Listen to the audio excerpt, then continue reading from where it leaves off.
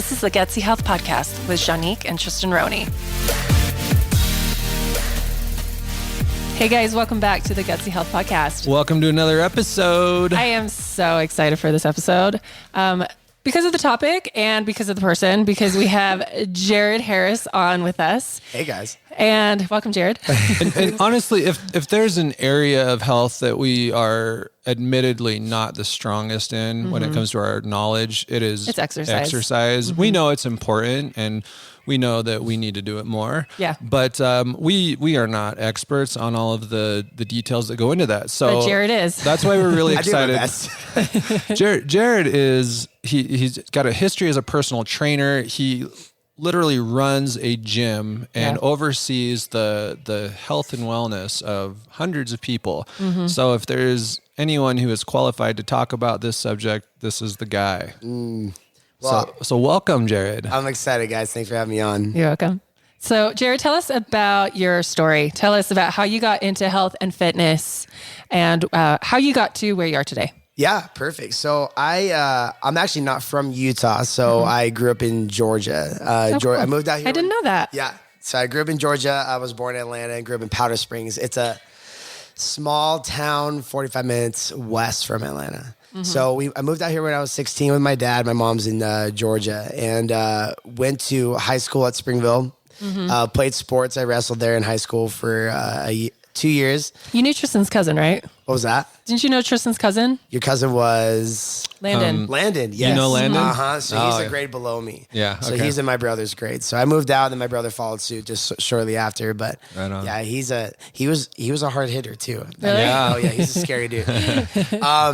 But then so I wrestled at Springville, graduated from Springville High School, and then went to Utah Valley University where I graduated in exercise science there. Cool. I also wrestled in college as well, which was awesome. Cool. Very difficult, but it was a lot of fun. Why'd you get into wrestling? It was something that my uncles had done, and it was just something that I got into as a kid. Yeah. And I took a long kind of hiatus from wrestling from being a kid, and then into a teenager. I decided it was like, well, track, football, wrestling, and the only thing I really knew was wrestling, so I decided to get into it. Yeah. And I took a liking to it. I was pretty good at it, good enough to be able to wrestle in college. And Cool. then, it was always a dream of mine to be able to play collegiate sports. Yeah. And then I decided, hey, wrestling is something I'm really good at. I actually walked onto the team and I was able to get onto the team as well. So That's impressive. Yeah, and it was earned a scholarship on the team as well. So cool. It was good. I loved it. I absolutely loved it. Some of the guys I still talk to, and Cool. it was an incredible experience, and also learned a lot about nutrition during that time, especially because I spent a lot of time. When you're in wrestling, you have to cut weight, and I would cut around 10 pounds in a week. Wow. And so, and that's mostly water weight, but you're fluctuating weight so much. And so I had to really, my body was basically deteriorating because I would have no time to recover. Wow. And so I was in my major and I was like, okay, this is my major. I need to educate myself more, and I started practicing. So that's where I learned about micronutrients, and started getting into more about nutrition, started more focusing self-application a lot. And you're actually one of the few trainers that I've actually ever heard talk about micronutrients. Everyone is so macros based these days. And maybe we can touch on that a little bit, because I try to talk about micronutrients all the time. Just because I'm trying to counterbalance all the macro worship that we're doing in our society today. So macros are great. And I would never say that macros aren't something that you should stick with. Like, it's good to have a good profile of carbs, fats, and protein. Right. Yes. But everyone forgets about the importance of how micronutrients, vitamins, and minerals in your body plays a huge role, especially this is what I look at. So macros are more short-term, right? You're going to get a lot more short-term results. You're going to lose fat. You're going to gain muscle. Great. Yeah. But let's talk about 20, 30 years from now, and you've had 20, 30 years of not abuse. Exactly. And not having any micronutrients in your body. So your hormones are down in the toilet. Yeah. Your recovery is terrible. You have inflammation. You have autoimmune issues. That's where the chronic stuff comes in, right? Yep. Exactly. And so my goal in my gym and with my members and my clients is teaching overall body health, not just short term right now. Yeah. You know. Yep. So Jared works at a women's gym, and he runs the women's gym, and which I think a women's gym that I attend. That's just But you do great, man. Thank you. Just so everyone knows, I do the workouts myself as well. So That's right. He does. I kick all those women's butts. It's not just a women's gym. There are guys that go, but it is primarily kind of geared towards women, right? It is, yeah. And I have some beast mode ladies in there as well. It's funny. I'll have people come in from like CrossFit gyms or whatever, and they'll be like, "Hey, go easy on me," or no, go hard on me, okay? And I'm like, "Whatever," but and then I'll see these ladies like just running circles around them. They're like, they have no That's chance. awesome. Yeah. So That's great. Jared, did you actually, I have no idea. Did you ever suffer with like health issues as a kid that like, that's why you gravitated towards sports, or you just gravitated towards sports because that's what your family did? So I didn't. So I suffer from anxiety and depression. I didn't realize that I had it until I was like in my 20s. Yeah. So I actually was really lucky to get into sports when I did, because now looking back, I realized that there was a lot of underlying issues going on that I wasn't able to get the professional help for. But I mean, in reality, I was able to get some help because I was able to use sports as an outlet, and that's where I learned. So that's why I learned the power of my mental health through exercise at a young age. Yeah. And then, you know, I had self-application of that always helps. So that's just something I do. Yeah. That was my medicine. Yeah. And then I got older and realized, oh yeah, like that's why I did that. That's why it felt so good. And I was more educated into it. I was listening to a lecturer a few years ago, and he used this analogy of, if you could take a pill in the morning that gave you more energy, that made you feel more mentally stable, that made you happier, would you take it? And obviously everyone would say yes, and he said, that's exactly what exercise does for you. If you just committed to 30 to 45 minutes of exercise a day, you will be more mentally stable and happy. You will have more energy. You will feel much better about life and everything. And that's more potent or more powerful than any medication you could ever take. That's the body's built-in medicine is exercise. And so I think that's really cool that you're like, I had no idea I had anxiety and depression, but yet you kind of stumbled across exercise being your medication, your built-in mechanism to help heal your body and counteract that. Exactly. You know, I couldn't have said it better myself. And what's so crazy though is, you know, people get all caught up in this. I might be jumping a little bit too far ahead, but people get all caught up in, oh man, it's just 30 minutes. But I mean, look at all the benefits of exercise alone, and what are, you know, what better, best application you can get from exercise. You know, even like, yes, it's 30 minutes, but we live in a culture where it's just quick fixes, right? We can all, you know, if we're bored, we look at our phone. If we're hungry, we eat food right now. We can go buy something whenever we want to. The one thing you can't shortcut is fitness and health, right? Yeah. You have to actually take time, and people don't want to spend time because we're in a culture where we can do that. We don't have to buy, or we can't buy something. We have to actually take time and do it. Right. Exactly. So that kind of brings up a question for me. And we're going to get into some of the details about how exercise creates all these awesome benefits for us. But there are a lot of people where, I mean, for all of us, I think exercise is a momentum thing, right? Once you're doing it regularly, it's very easy to continue doing it. But starting it is the hardest thing in the world. It really is. And so we go weeks and weeks and months, and then it turns into years of not doing any physical activity.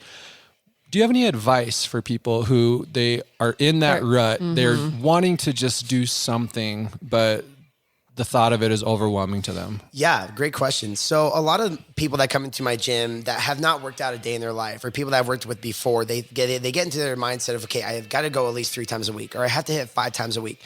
And then they don't meet that goal. And then they're like, well, screw it. It's not worth it. I failed already. Yeah. I don't want to have to try again and then fail again. Yeah. Start slow, start little, start chipping away at it. So something I say a lot is small incremental changes over a long period of time make a difference for a lifetime. And that applies with everything. And talking specifically about exercise, give yourself one day that week where you go do something.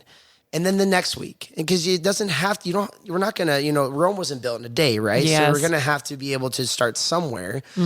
So give yourself patience. You're not what I usually tell my members is you're not going to lose all this weight in 3 weeks. No. You know, this is going to be a 6-month, year-long thing, which is fine because you set that expectation now. Yeah. And then you say, okay, now we know that. This week, what are we going to do? I want to see you one time this week. Yeah. Or I want you to go do something one time this week. Yeah. And that could be anything. That doesn't have to be with me. That could be with something that they want to do. Go do yoga. Go to the gym once. Then that next week, add 2. Yeah. Next week, add 3. Yeah. And then you're winning and you're giving yourself confidence over that period of time. Yeah. And then you get to the point where you're like, oh man, like, well, I mean, I've been going to the gym 3 times a week for the past, 6 months. This is just what I do. It's just like brushing your teeth. Exactly. Of course, it's a habit. No one wants to brush their teeth every morning. I mean, some people do. I don't, but I don't want cavities and I want to keep my teeth, right? Yeah. But that's just what I do. If I don't do it, my day is not the same. Yeah. But give yourself small little goals, beat those goals, gain the confidence, and then you can build on top of that. I want to add 2 things. Jared, you mentioned it's a 6-month to a year thing. And I want to emphasize that because a lot of people think that like if they have hormonal imbalances or health issues or autoimmune issues, it's like, oh, well, if I try this nutrition plan for a week, I should see benefit. Or, well, I tried something for a month and I didn't see any benefit. It's the same thing with nutrition and food and exercising. It's like you have to give it at least 3 to 6 months, at least, right? Yeah. Before you get like life-changing long-term results. And that's because you are working within the body's mechanics and chemistry. Like these are the rules of science. You can't trick science. You can't trick the body into accelerating and doing it better and faster.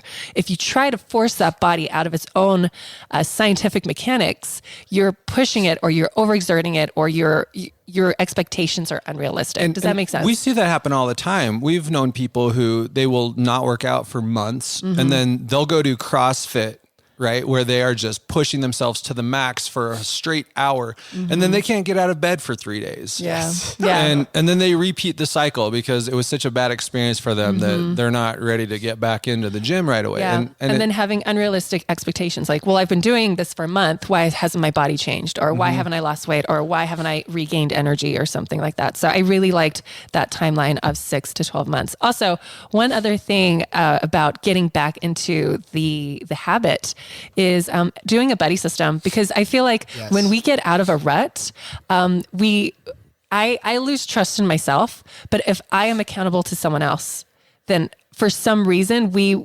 respect them more than we respect ourselves sometimes. Does that make sense? Yeah, so and it's you've been bringing your significant other to the gym more often. I had Tristan come with me because I got out of the rut. Kicking and screaming sometimes too, but you still bring him. Right. So, because I got out of the habit like a few months ago just because of work and stuff. And now I started coming back to Burn Boot Camp this week because Tristan was coming with me. And now I'm like, okay, now I'm back in the game again. But it's just nice to have someone to be accountable to.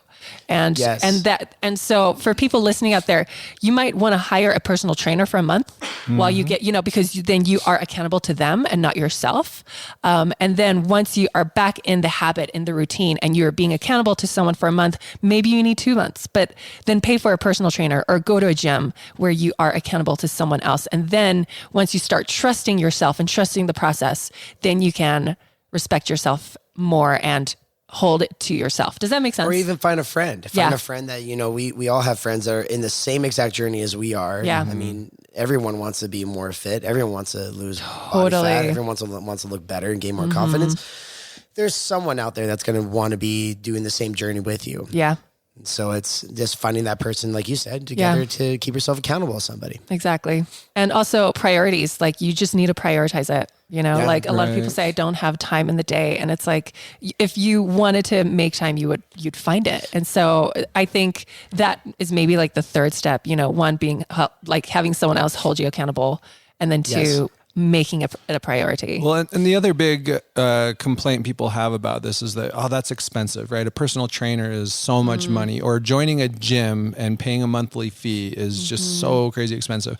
But that's a very short-term view of things, right? To say that I don't have the money right now, at least I'm not willing to spend that money right now, so I'm going to sacrifice my long-term health and I'll just pay that money down the line in hospital bills and or medications. Or, I mean, insulin is one of the most expensive and most used medications. Right. I mean, people like a diabetic spends well over $1,000 a month on insulin, whereas exercise can decrease, or like proper nutrition and exercise can actually reverse type 2 diabetes. We've actually had a couple members in our gym go from diabetic to pre-diabetic and That's to no but amazing. diabetes. So it can happen. It does. It happens all the time. But only for the people who put in the work, right? They make the investment up front in order to get those benefits on the back end of things. And that's where it's hard for people to remember that long-term view and get past the immediate kind of, here's my excuses. Sorry, Jenny. Go ahead. I was just going to say the one thing that I remember a lot when I actually had my own business in fitness and nutrition consulting, and a mentor of mine, something he said a lot is the more you pay attention. And that's so true. It's so true, because especially when you're investing into your health, you're like, okay, I'm paying this much money per month to be able to go to the gym. I'm going to get the most out of it. The more you pay attention. Yes. That's amazing. Yeah. Oh my gosh. I'm going to steal that. And you can have that. That is yours. Because I stole it. So That is so great. But yeah, it's very true. I mean, you invest in yourself.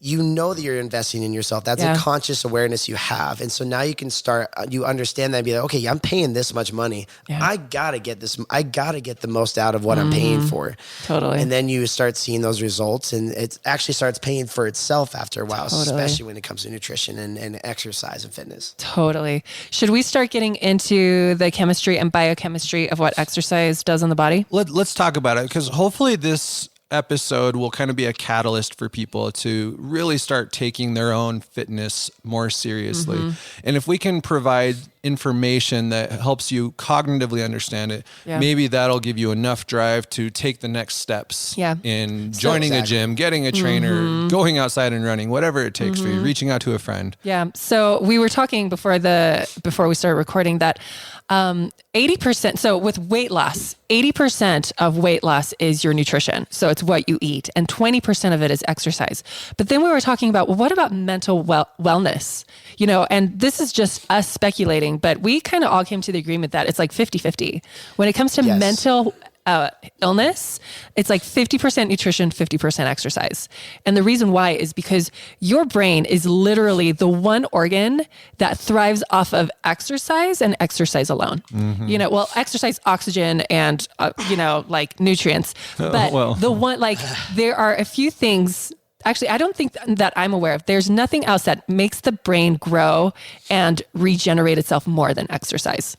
Sure. No, that's exactly right. And a lot of the things I talk about is finding the why. Why do you want to work out? And I'm going to throw out a statistic here. 450 million people suffer from some sort of mental illness. Yeah. And a lot of the things I tell people is, if you don't know what your why is, make it something for your mental health. Yeah. If anything, even if you don't have a mental disorder or mental illness, you do have stress. Yeah. And so stress is there. So if you're using exercise as a way to just find a positive outlet for that negative energy to put towards something, why not? You know, and that could be a big why. But you're right. Mental illness and exercise go hand in hand. They complement each other like peanut butter and jelly. It's, sorry, I don't want to say, and then you'd be like, but peanut butter and jelly is organic nut butter. Yes, exactly. And, how about almond butter and preserves and celery. That's right. Just like that, right? But they play a large role with mental health. I mean, we talk about, I don't know if you said the 80-20. I did. How we talk about 80% is weight loss. Weight loss and nutrition, 20% is exercise. But when it comes to mental health, you're right. We agree that it's more of like a 50-50. And I see that on the first hand through my gym with, because I meet with the women in my gym one-on-one every day. And I say every day, like I'm meeting with someone different, or I mean with some sort of member every single day, multiple times a day. And so I get to see a lot of larger dynamics when it comes to what these women go through. Yeah. They're all stressed out. And so finding an outlet to use, it's incredibly, yes, nutrition plays a huge role in mental health and being able to help your brain, and then exercise also plays just as much. Yeah. Cool. So mental health is a very complex process, right? It involves all kinds of our thoughts, our chemicals in our body, are really just the way that we feel. The things we do all play into our mental health as well. So maybe we can start talking about some of the factors that affect mental health that are affected by exercise. Like what? Well, we can talk about hormones. We can talk about neurochemicals, wherever you want to start with it. So before we go into that, because that's really important. But I remember when we were going through the whole cancer treatments and everything, and I was doing a ton of research, and they found that with cancer patients, those that exercised because you'll go into remission, right? Like, let's say, so they specifically stage 3 colon cancer participants in this study that had done all treatments, and they were so far NED, which is no evidence of disease. When they followed up with them over the years, those that exercised had a 75% less chance of reoccurrence than those that didn't. And that is ginormous. Can you imagine if there was a chemotherapy out there that had a 75% chance of like not allowing that cancer to come back? Well, 75% lower chance. Lower chance. Yes. Lower chance. Sorry. I said that wrong. And so, so that's the power of exercise. So what is exercise doing on a biochemical level that is so beneficial to the body in the fact that it helps bring reoccurrence down by 75%. Like, that's significant, right? Mm-hmm. Well, it's causing more oxygen to be pumped to the tissues, right? It's delivering more nutrients at a higher, faster pace, because that's all in your bloodstream. And so when you exercise, you are just mega dosing all your tissues on oxygen and nutrients. And like, you're just, like I said, mega dosing, right? Mm-hmm. So what else is happening when we're exercising? I was just going to add to it. I mean, what is exercise? Exercise is stress. Exercise is stress on the body. It's eustress. And I think exactly. And I think we look at exercise as being, it's so good, it feels so good. But yes, but it is stress. And you're placing stress on the body. So what does the body do? It reacts. Yeah. The body's incredible at surviving. Yeah. And so when you put stress on the body, when you add exercise to it, like you said, it mega doses. Why? Because it's reacting to the stress. Yes. You know, it's opening the cells for more oxygen. It's putting more blood. It's producing more blood cells. Yeah. There's so many beneficial things because exercise is placing that stress on the body. Of course, it can be too much, but just enough amount. And honestly, an hour a day of exercise is all you need to place that enough stress on the body to give yourself that benefit. Totally. Yes, your muscles, your heart, your lungs, great. But there is a physiological aspect of what exercise is doing for you that we don't really talk about very much, because that's all the other stuff is surface level, but there's something that's deeper, which makes sense of why it's 75% decrease. So there's also the aspect of, because I keep talking about the brain, but when you exercise, it actually creates more blood vessels in the brain. So more oxygen and more nutrients is being delivered to the brain, which is one of the reasons why it helps with, depression and anxiety and all of that. Oh yeah. But not only that, it also helps what is brain neurotrophic? BDNF, neurotrophic brain-derived factor. neurotrophic factor. So more BDNF is produced when you are exercising. So your brain literally grows when you are exercising. And that's what BDNF does, right? It helps your brain to kind of produce new brain cells, which until fairly recently we didn't think was possible. So the fact that there is something out there that does that is amazing, and even more so amazing that it's exercise. Yes. Something that's so accessible to us. It also produces chemicals that help to protect your neurons. So anti-aging brain, it prevents Alzheimer's, it prevents all kinds of brain and neurological disorders. So it's fantastic on that front too. What else? And then, so kind of getting back to that response to stress, because it causes stress on our body and some discomfort, the brain produces chemicals that are designed to help us feel good, right? Yeah. The feel-good hormones, right? The dopamine is serotonin. The reward chemical is dopamine. So when we do something like that, we get this dopamine rush, and not only does it feel good, but it makes it more likely we're going to do that again later, which is why it's so easy, if you stick with it for a while, to get into a habit of, this is what I do. Yeah, because my brain wants this reward. And Go ahead. No, I was going to ask Jared, like, explain to us, like, how our body is so smart that with the runner's high, right? Like, yes. Like when we're exercising, our bodies literally with runner's high will like flood your system with dopamine. And so explain what's happening with that. Yeah. And I talked about stress in the very beginning, how we stress out the body, and like you guys have talked about as well. And our body reacts. And so when we're putting that, especially with the runner's high, you're putting a long period of time on your body of stress. And so your body's reacting, be like, oh crap.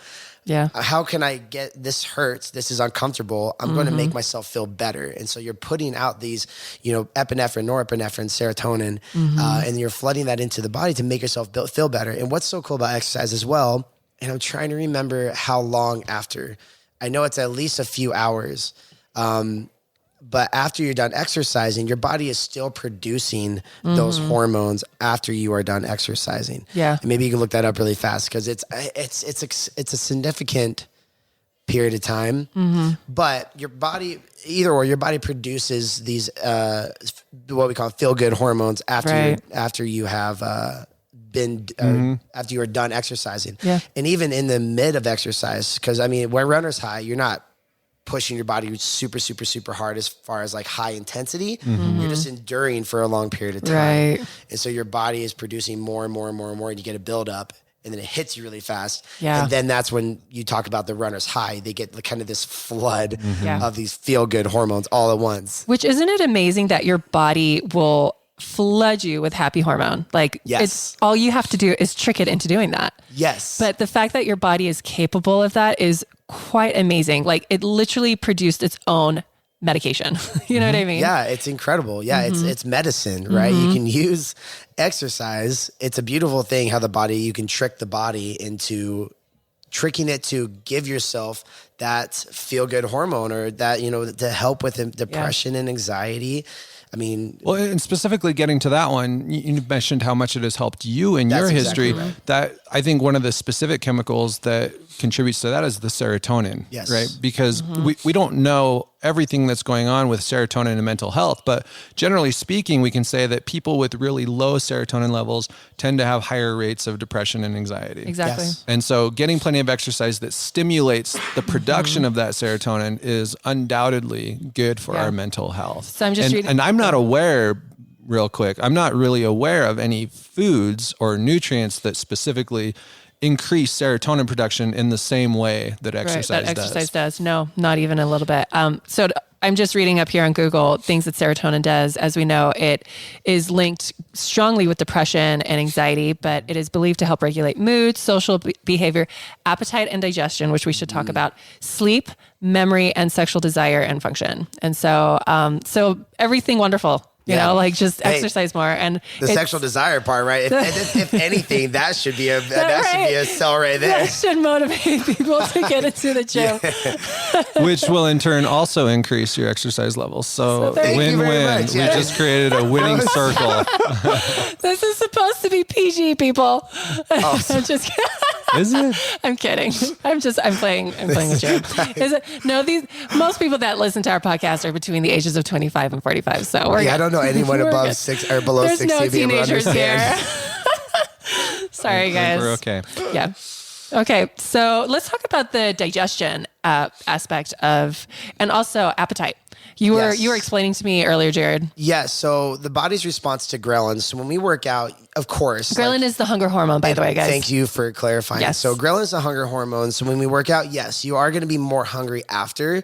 But here's what's cool about what the body does. So when the body exercises, you're balancing out your hormone level production. So let's talk about ghrelin, for example. When you exercise, let's say that you get in a mindset or you get in a habit of rest and digest all the time. You don't exercise. Your ghrelin response is heightened a lot more than it would be if you were to exercise. If you're exercising, you're placing that stress on the body, and it actually balances out your ghrelin levels so that when you eat, you get fuller faster rather than you want to binge on other foods. All the time. Yes. And I hear it all the time. Members come to me and they say, hey, actually, I've been exercising a lot and I don't want to eat all the high sugary, high fat foods. Yeah. And it's not just because, yes, mentally they're making a good response and they're actually, placing, they're exercising and they know mentally that they're doing a good job. Yeah. But and they're not medicating with food too. Yes. And there's a physiological aspect as well, as ghrelin is not as heightened, and their insulin levels as well aren't as heightened, because it does help with insulin responses as well. We can go into that too. Yeah. So, so not only is that ghrelin being controlled, but with when people are depressed or anxious, we turn to food as medication, right? But now that the body is producing much more serotonin, we're not turning to those foods to medicate with. And so because we have an outlet. Exactly. Well, and there's another route too, an indirect one, that exercise helps us to sleep better. And we already know that when we aren't sleeping enough, our willpower drops. Our nose sense, the sense of smell, actually increases and makes us more vulnerable to really tasty foods that are really bad for us. Yes. So we end up taking in more unhealthy calories when we're sleep deprived, and we get sleep deprived if we're not exercising enough. So there's just so many different ways that it comes back to exercise helps us out there. Well, and back to blood sugar and stuff and sleep. So we were testing Tristan's blood glucose really, what's the word I'm looking for? Closely, yeah. And the nights where he went to bed late, his blood glucose was like through the roof in the morning. And that was because of stress, because of sleep. And so when your blood glucose is high, like all your other, like your insulin then needs to be high, and then it just releases the stress response, because now your cortisol is high, and it just keeps going and going.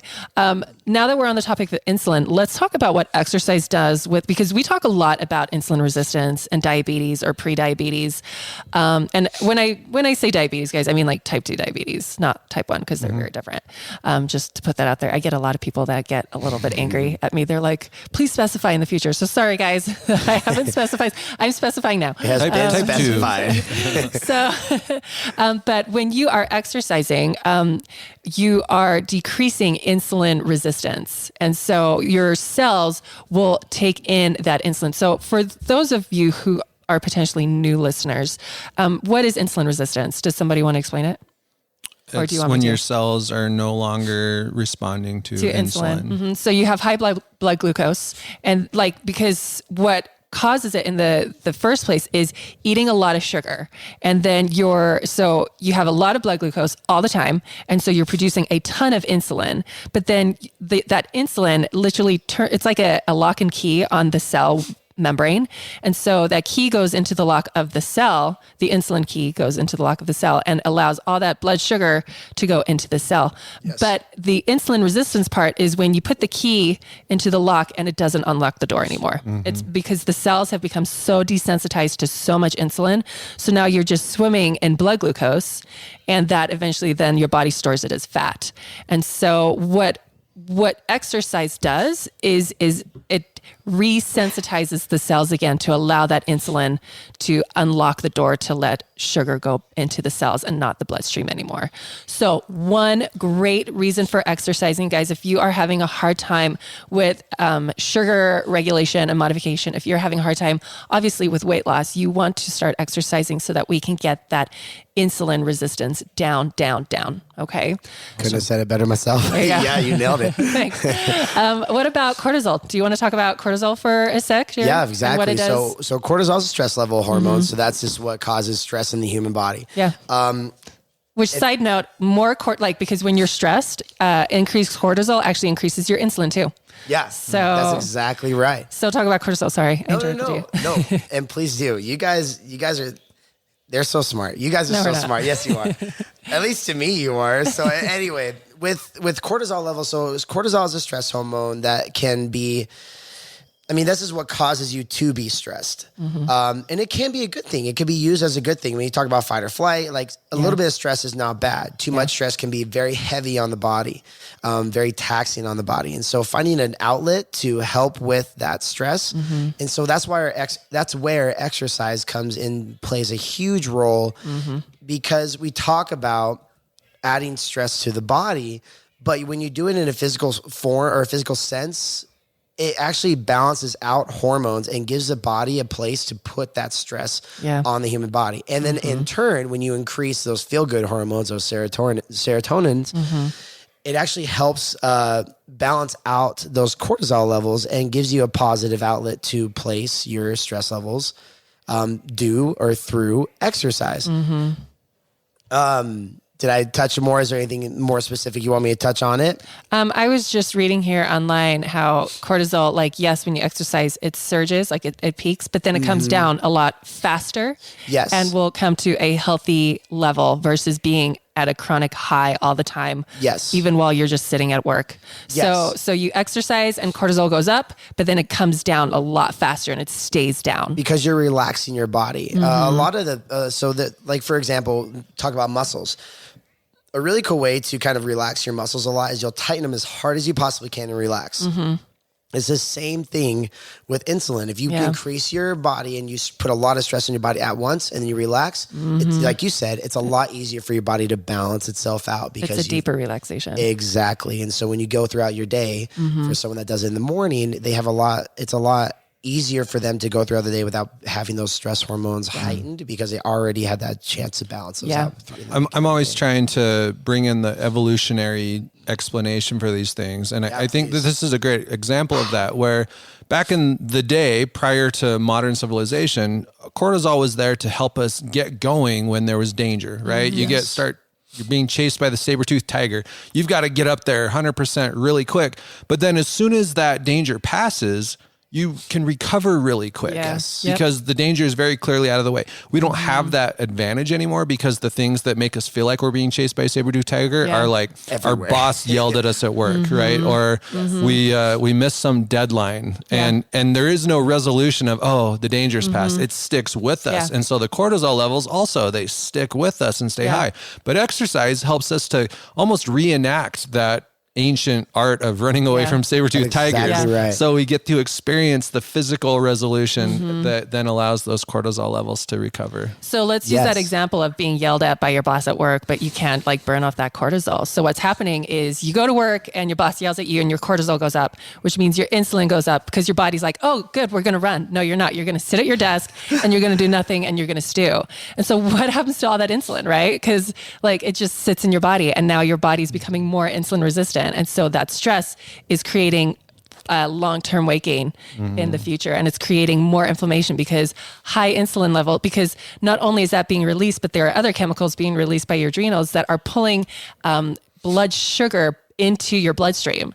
So when we're swimming in blood sugar, it is creating all kinds of inflammatory issues. Yes. And all of this just by being yelled at your boss. But when you go to the gym, you then burn off all of that blood sugar. You burn off all that insulin, so that cortisol played a really important role and you burnt through all of that. I remember, I will give the example of when I had Graves' disease.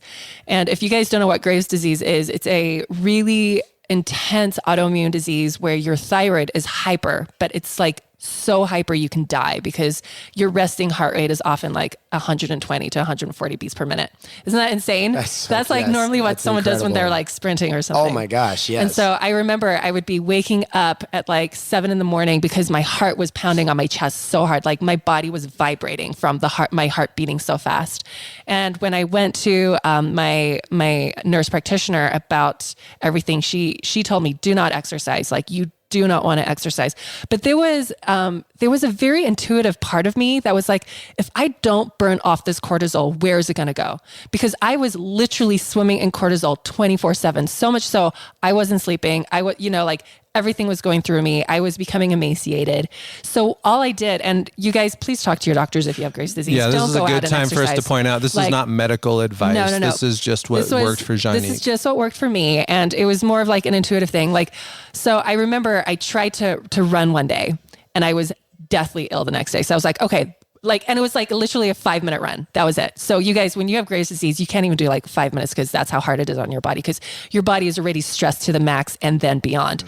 And so what I did was I was like, okay, once I recovered from that, and it took me like 2 weeks, I got like 5-pound dumbbells and all I did was like bicep curls and like 10 squats because I had to burn off that cortisol. And then that took me about like 3 minutes one day. And then 2 days later, I did 5 minutes. And then 2 days later, I did 7 minutes. And it was literally these 5-pound dumbbells, doing bicep curls, tricep curls, some squats. And then I was done. And that I think that is what helped me stabilize my body enough, because I was burning off all of that cortisol. I was burning off all that insulin.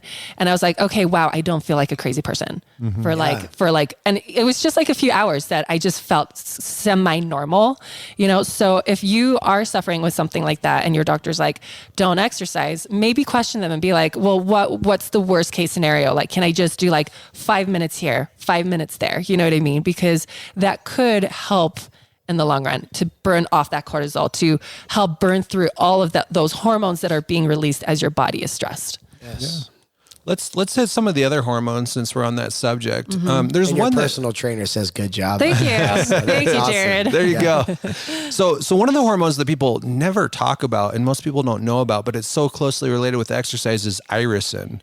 And irisin is a hormone that has two really cool things it does that are specifically related to weight loss. One of them is that it helps convert white fat into brown fat. Oh. And if you've heard anything about the different fat colors, brown fat is the one that our body can actually use up a lot more easily. The white fat it just kind of sits in there. Yeah. But also, just as importantly, irisin helps to prevent our stem cells from being converted into fat cells. Oh, that's so cool. I didn't know that. And it's basically, the only way you get this is through exercise. Yes. You can't mimic this process any other way. That's so cool. So that everybody look up irisin. I literally forgot it for like 2 seconds, and I pulled it up, and it was like the exercise hormone. I'm like, oh my gosh. I should have just called it the exercise exercise. Irisin, of course.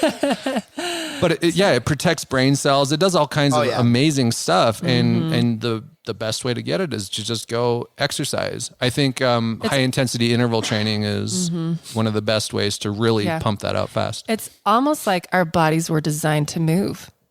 That's crazy. Right? Yeah, like isn't that a wild thought? But they are, though. Yeah, we they are. talked about the evolutionary aspects, and when you talked about being chased by a saber-toothed tiger, our bodies are mechanically meant to move. It was so funny. I was looking up, I saw a really cool video.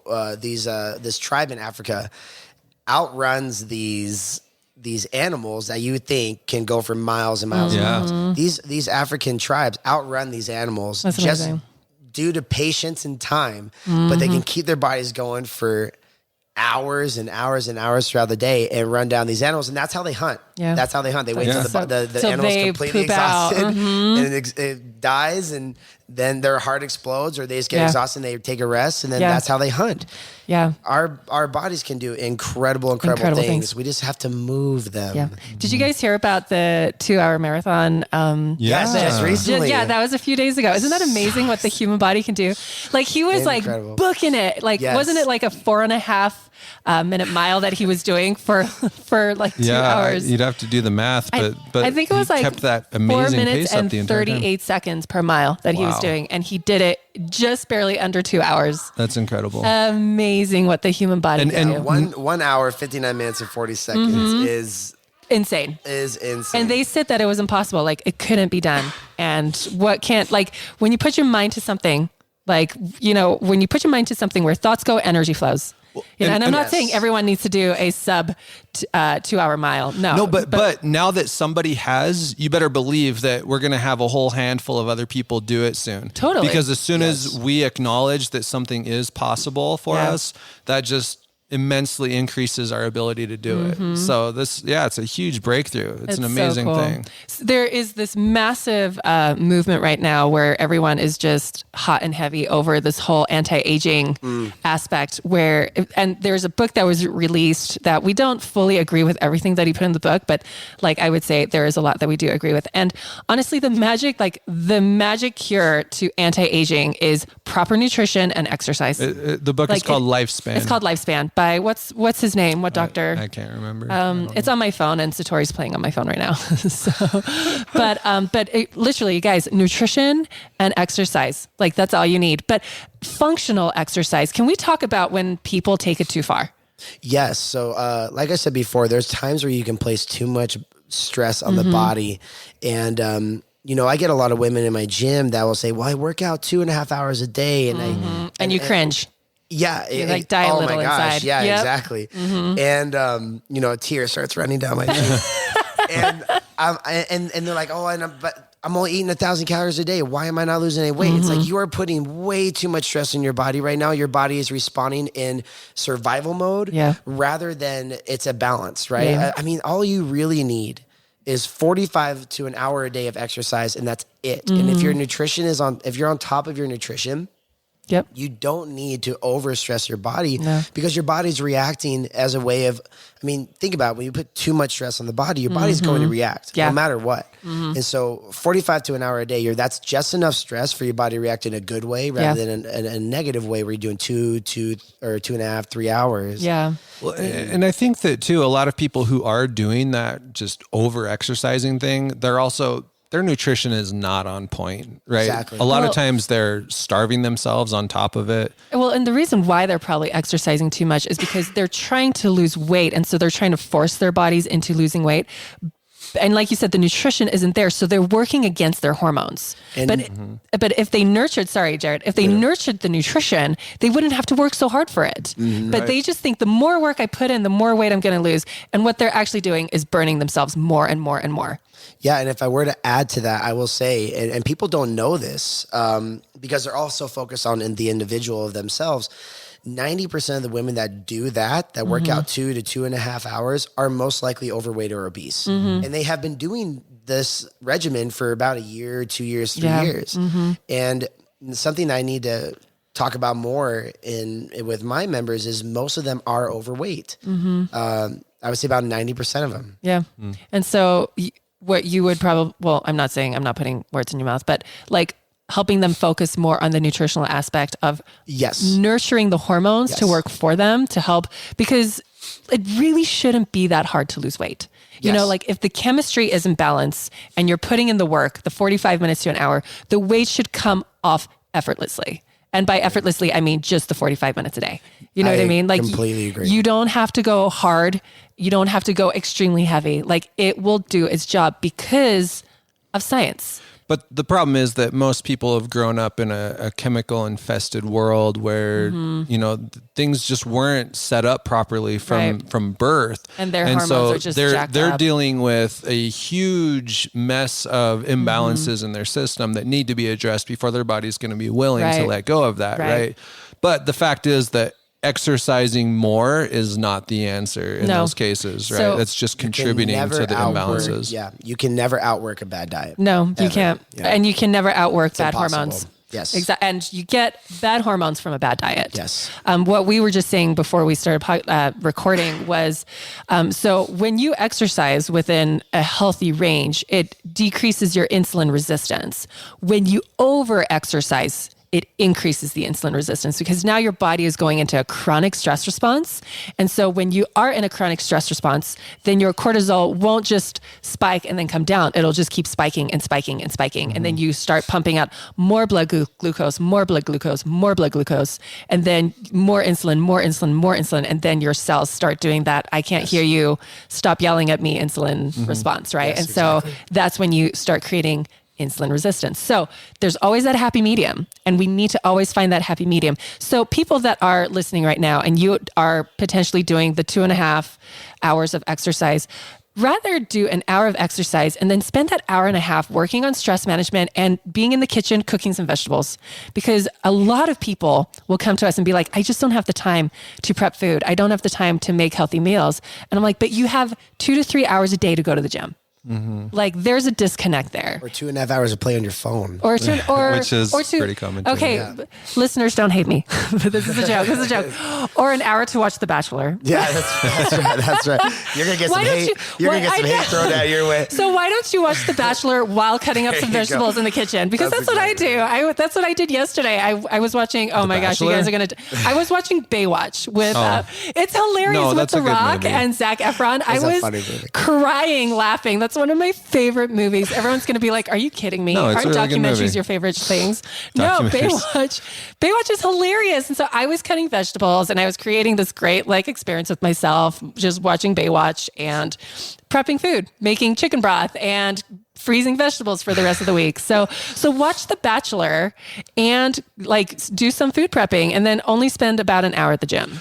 By the way, there is a group of people out there that can work out for multiple hours a day and they thrive off of that. And they're professional athletes, right? They're Olympians, but their entire job is doing this, and they spend the rest of their time when they're not working out building up their body so that it can handle the workouts, right? Yes. They are usually on very well-controlled diets run by professional dietitians or nutritionists. And their coaches are getting blood work on them all the time. They do blood work all the time. They emphasize and treatments. They get plenty of sleep. Yeah. What's the swimmer who won all the medals? Michael Phelps, man. What was he? 10,000 calories a day. 10,000 calories a day, right? So if you want to keep up with his pace of exercise, you need to keep up with his pace of caloric intake. Yeah. Otherwise, your body is not going to be happy with you, and you will be punished. No, that is exactly right. And go ahead. Oh no, and I does anybody know what he was eating? Like it wasn't cereal, was it? I mean, maybe it was. He was eating 10,000 calories. He was eating. So I remember looking as they do implement.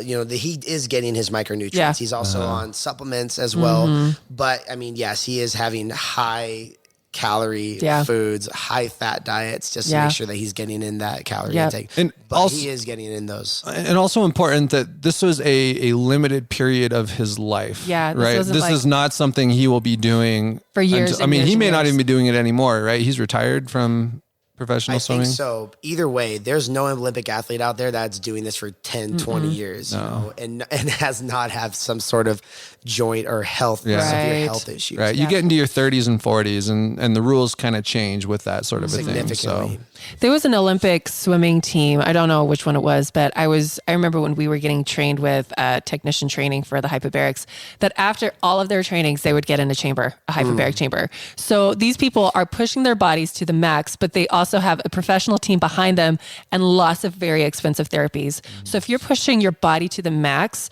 are you sustaining it with nutrition, with treatments? Like, are you spending thousands upon thousands upon thousands of dollars making sure this is sustainable for your body? Yes. Because if you're not putting in that other work too, it's going to start crashing down on you. It's going to start breaking. Your hormones are going to start giving out.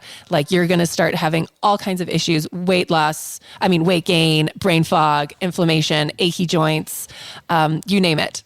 And why spend so much time, right? I mean, there's so many things that we could be doing that I would rather be doing. Totally. Than spending 2.5 hours to 3 hours trying to spend on exercise. Yeah. And, spend it. I mean, like you said, it's more simple than we tend to believe. Make it simple. Make it more simple. Really Educate simple. yourself so that you can, be able to spend that time somewhere else. Yeah. Family, friends, your own mental health. Yeah. So you don't have to, drive yourself crazy and drive your body into the ground. Right. I want to talk a little bit about timelines because, again, how you said the 6 months to a year. If you are a listener right now and you've been dealing with hormonal issues for, let's say, decades, okay, and you have been dealing with weight issues for decades, and I want you first to be really gentle on yourselves and congratulations for wanting to take steps first to heal your body. But I also want you to give your body so much grace and so much respect, because balancing those hormones through proper nutrition and then exercise, you're undoing decades worth of, I don't want to say damage, but hurt. You know what I mean? Because you didn't know any better. And that's the thing I think that breaks my heart in this industry is the women will come to us in their 30s and their 40s and they're like, I had no idea. If someone told me back then what I was doing to my hormones now, I would have changed something, And so what I want to tell you listeners is just to give yourself so much love and grace and congratulate yourselves for educating yourself and for wanting to put the effort in. But when you do start putting the effort in, just give yourself that grace period and just say, eventually it's going to start working. It can't not work. If you're doing the nutrition and the exercising, it will kick in soon. You just have a lot to heal and repair in the beginning. Given that, I want to actually bring up an example, a perfect example of what that is. And this involves exercise. So we had a member in our gym. She, for the first couple months, I would meet with her about every 2 weeks, once a month. And we would do measurements and we would see where she was having no changes for the first 3 months that she was there. Was she showing up every day? Oh, 6 days a week. Her nutrition was on point as far as what I know. I mean, she was tracking, she was making sure she was getting, the protocols that we set for her. No changes. at all. Like her weight was not changing, maybe some inches here or there. And I told her, I was like, look, the body, you need to give your body a chance to adapt because the body is so good at adapting, right? But everyone's different. Yeah. And everyone has their own timeline. And so I was like, just give it time, patience with yourself. And month 2, nothing. And then we hit month 3 and she lost 4 pounds it was like a 6 pound loss, 3% body fat. And I'm like, look, there it is. Keep going. Yeah. And then that next month she came in, it was like 12 pounds. And then next month, 20 pounds. And then now I think we measured her just recently and we're trying to actually build muscle with her now because she lost so much fat. And she's still losing fat. She's like a 33 pounds lost so far now. That's amazing. Like double digits of body fat percentage, inches all around. So it does happen. You just need to give your body, like you said, grace, patience, and trust the process. Yes. Because it does work. The visual that comes to me is planting a seed. Like you plant a seed, you put it in the ground, and you don't see anything for months. Yes. And then eventually, because it's growing roots. And the deeper the roots, the healthier the tree. And so you have to plant the seed and keep nourishing it with good soil, with sunlight, with water, with happiness. Yes. And let those roots do their thing.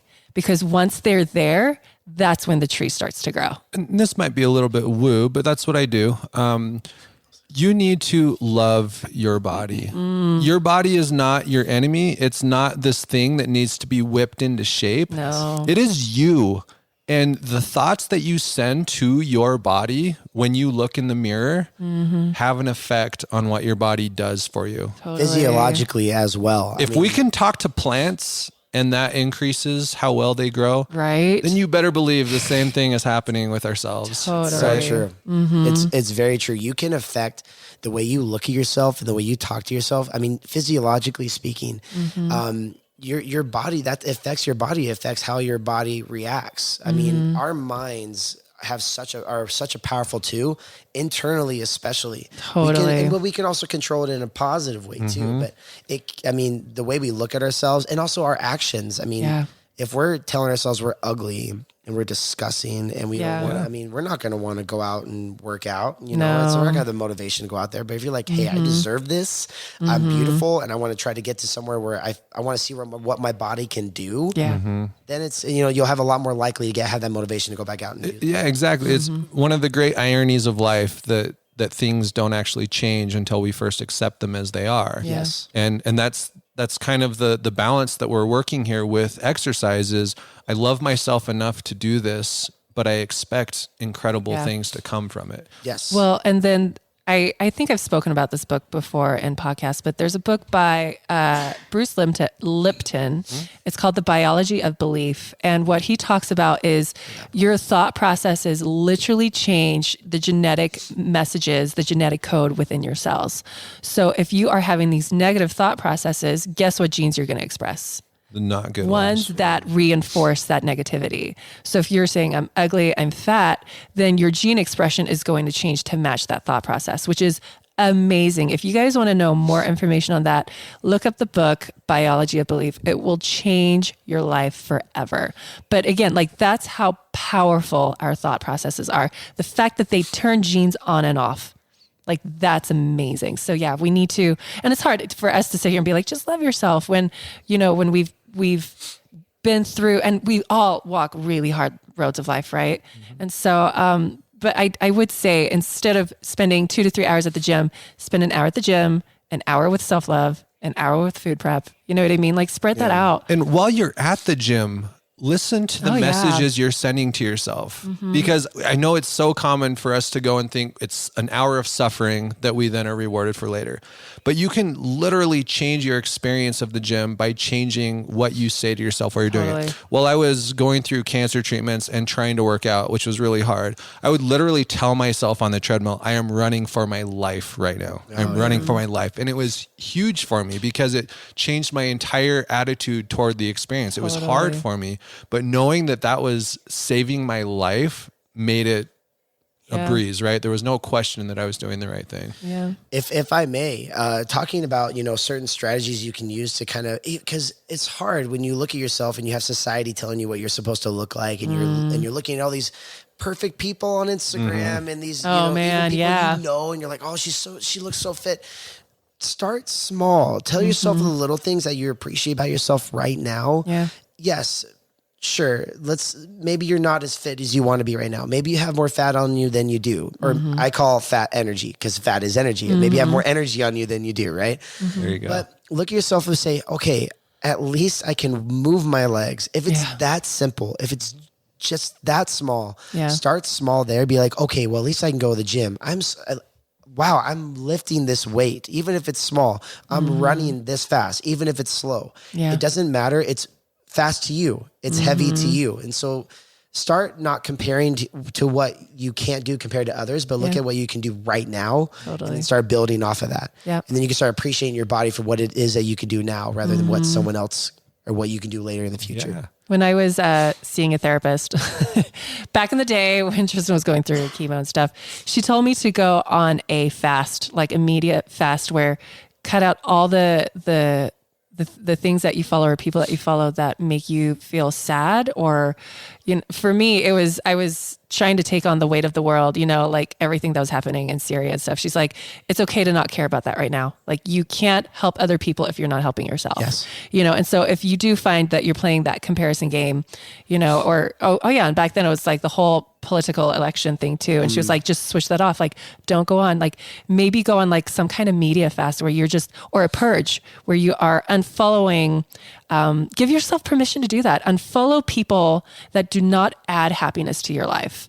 Because if you find that you're getting in that rut, you just turn it off, guys. Give yourself permission to ground yourself in reality and unfollow. Yeah. Identifying what is causing the negative mindset within your own universe, within your own world, and start taking things out. That's perfect. Anyways, well, is there anything else we want to? I think we hit everything. We talked about body dysmorphia. I know you wanted to go over that. I feel like we kind of hit that subject pretty well. We didn't label it body dysmorphia, but that is what's going on, right? When people look in the mirror and no matter what they see, it's not good enough. Definitely. Right? That is a problematic mindset that will prevent you from reaching your health goals. But what we've been talking about for the last few minutes here is basically saying, thank you, body. Yes. Thank you for being what you are. Thank you for allowing me to do what I can do. And thank you for being capable of growing and improving and getting stronger. Because that's what we're doing together. Exactly. And focusing on what your body can do right now rather than what your body is, what you're trying to get your body to. And not comparing yourself to someone else's ideal. Right? Where we are right now should not be compared to Instagram celebrities, perfect. Well, and being in touch with reality with your own genetic makeup, right? Like if you are short and you are genetically predisposed to be a bigger build, like more muscle. Okay, so if you guys don't know what I look like, and a lot of you don't, I'm actually really tall and thin.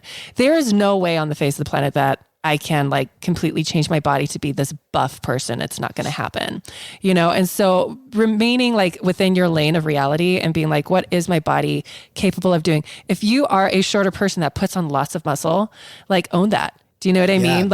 You won't ever be a Giselle who is 5'11" and 110 pounds. I don't know how much she weighs, but, no, exactly. But there is so much beauty in your body's makeup, a Victoria's Secret model should not be every girl's dream. It shouldn't. That's exactly right. Something that's really funny. This is a culture thing.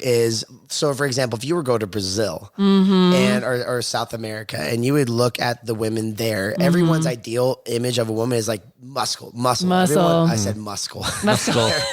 That's how you big spell muscles. Everyone wants bigger muscles out there. For women, the ideal image is I want to be bigger. I want to have bigger legs, bigger arms. But here it's I want to be skinny. I'll have so many women come to me and show me an image of someone and be like, I need to look like this one. I'm like, but why though? You're not her. You're you. Yeah. You have your own way.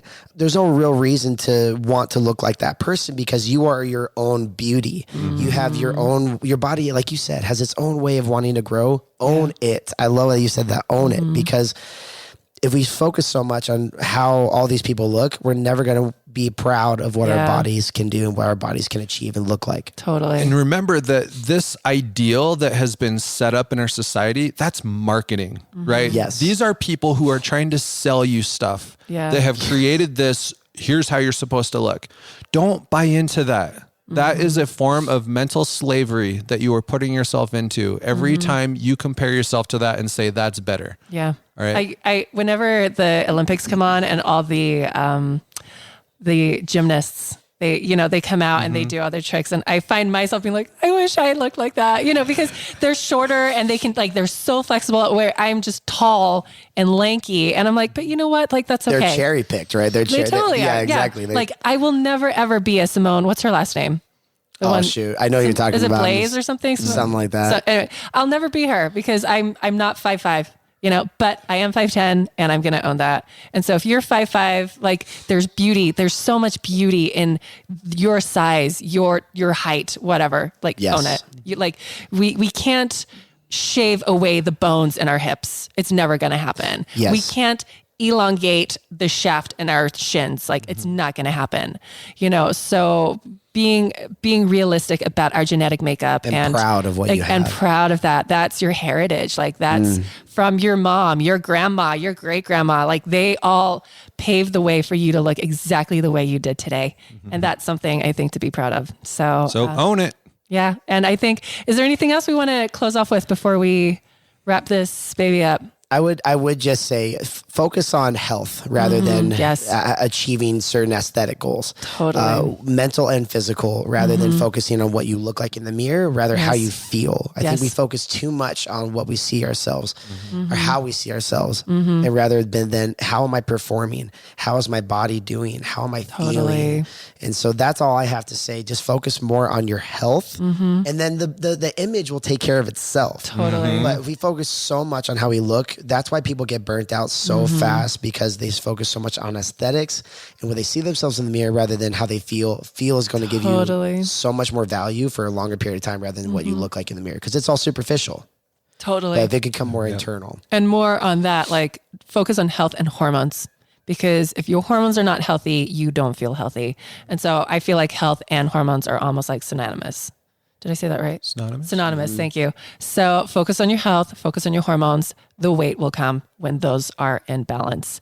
This was an awesome episode. Thank you, you guys. Thank you, Jared. Thank you, Jared Harris. Chills. That was awesome. I'm going to go work out because I'm so excited and motivated right now. Yeah. Thanks, No, you of guys. course. Thank you guys so much for having me. It's been a pleasure. You guys, just a shout out to Burn Boot Camp. That's where Jared works at. I think we've mentioned that a few times in the podcast. Like, it's a fantastic gym. Like, I love it. That's why I dragged Tristan to it. I like it too. And I really love don't. Jared more than the gym. Like, Jared makes the gym. Yeah, you guys are so nice. So you guys come visit me. Yeah, we do a 14-day free trial. So if you guys ever want to come try it out, I'm more than willing to just talk with you, or even just want to come in and talk. I'm around. And by the way, these burn boot camps are all over the country. So even if you're not here in the Utah County area, there's a good chance that there's one not too far from you. Over 200 plus locations, if not more than that, across the entire. So you won't get Jared, but you'll get burn boot camp. They got some pretty good ones out there as well. So.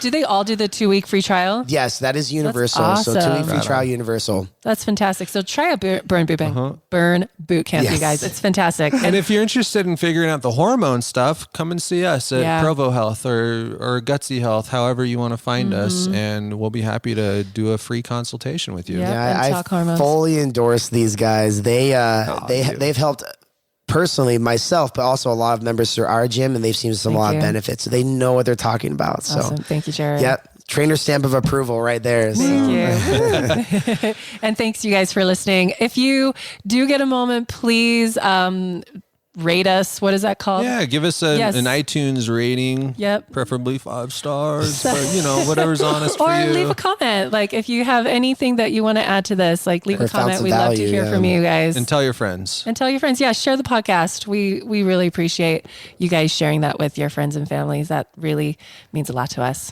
All right, we love you. Thank you care. for listening. We'll talk to you next time. Bye.